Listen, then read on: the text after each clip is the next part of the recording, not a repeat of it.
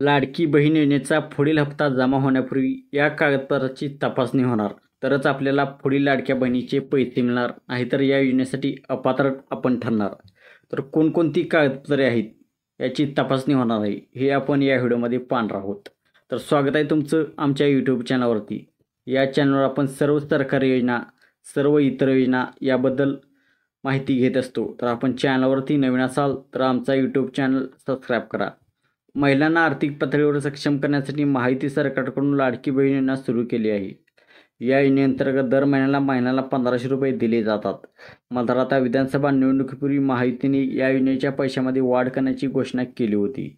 त्यामुळे महिलांना 2100 रुपये मिळण्याची शक्यता आहे. दरम्यान महिलांना डिसेंबरचा हप्ता देण्यापूर्वी उत्पन्नाचा दाखला आणि इतर कागदपत्रांची तपासणी केली जाणार आहे. मात्र ती कागदपत्रे कोणती ते आपण पाहूयात. तर प्रथम आहे उत्पन्नाचा दाखला.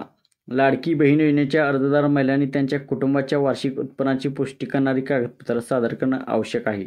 मात्र त्याची मर्यादा वार्षिक 2.5 लाख रुपये असणे आवश्यक आहे. नंतर आयकर प्रमाणपत्र. लाभार्थ्यांची वैधता तपासण्यासाठी अर्जाची छाननी केली जाईल. तसेच लाभार्थी महिला IT रिटर्न भरत असल्यास अपात्र ठरणार आहे.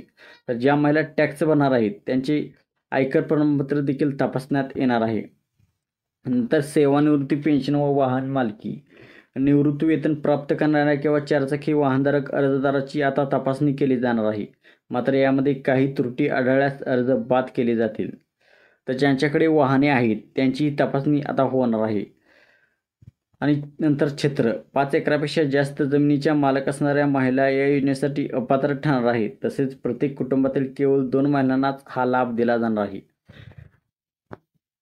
तर एका घरातील केवळ 2 महिलांनाच याचा लाभ मिळणार आहे. नंतर ज्याच्याकडे वाहन आहे त्यांना या योजनेचा लाभ मिळणार नाही. ज्या महिला टॅक्स भरतात त्या महिलांना देखील या योजनेचा लाभ मिळणार नाही.